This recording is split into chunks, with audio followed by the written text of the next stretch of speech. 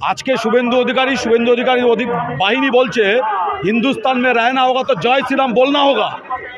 আমরা যদি প্রশ্ন করি শুভেন্দুর বাবা কোনোদিন ছোটবেলা জয় শ্রীরাম বলেছে কিনা, দিলীপ ঘোষের বাবা কোনোদিন জয় শ্রীরাম বলেছে কিনা, রামের মন্দির নাকি এটা নরেন্দ্র মোদীর মন্দির? নরেন্দ্র মোদীর বাহিনীর ওই চিৎকার দেখে প্রচারটা দেখে আপনি বলতে পারবেন এটা কার মন্দির হচ্ছে?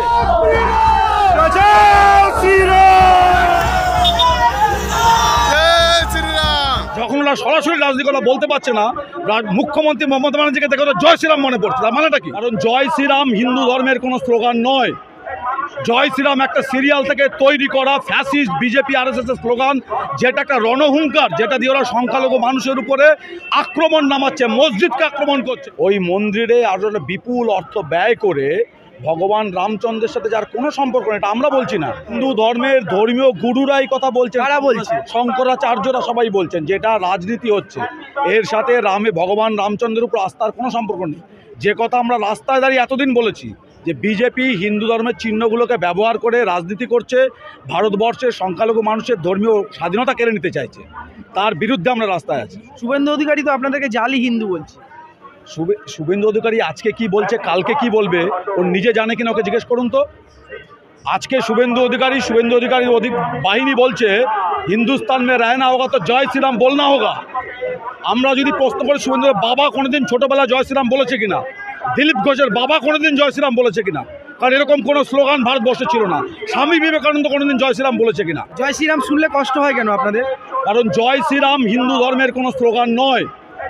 জয় শ্রীরাম একটা সিরিয়াল থেকে তৈরি করা ফ্যাসিস্ট বিজেপি আরএসএস এর স্লোগান, যেটা একটা রণহুঙ্কার, যেটা দিয়ে ওরা সংখ্যালঘু মানুষের উপরে আক্রমণ নামাচ্ছে, মসজিদকে আক্রমণ করছে, বিরোধী রাজনৈতিক দলের পার্টি অফিস দখল করতে যাচ্ছে।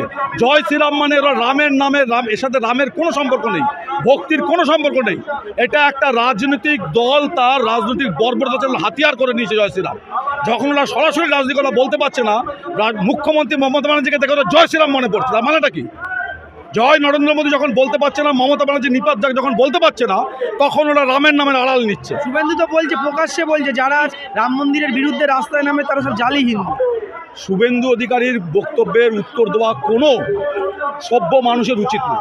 কারণ শুভেন্দু অধিকারী আজকে কি বলছেন, কালকে কি বলবেন, এটা শুভেন্দু অধিকারী মাত্র কয়েক বছর আগে পর্যন্ত পশ্চিমবঙ্গে দাঁড়িয়ে বিজেপির সম্বন্ধে আর কি বলতেন।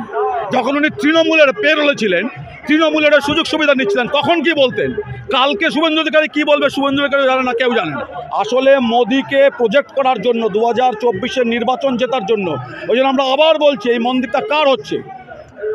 নরেন্দ্র মোদীকে ওরা অধিষ্ঠিত করতে চাইছে। নরেন্দ্র মোদী বুক থেকে বলছে আমি রামলালাকে পাকা বাড়ি দিলাম। ভাবুন, উনি রামচন্দ্রকে পাকা বাড়ি দিতে পারেন, 2022-এর মধ্যে সারা ভারতের লোকের উপর পাকা ছাদ দেবেন বলেছিলেন, 2022 থেকে 2024-এর নির্বাচনের পরে আসবে।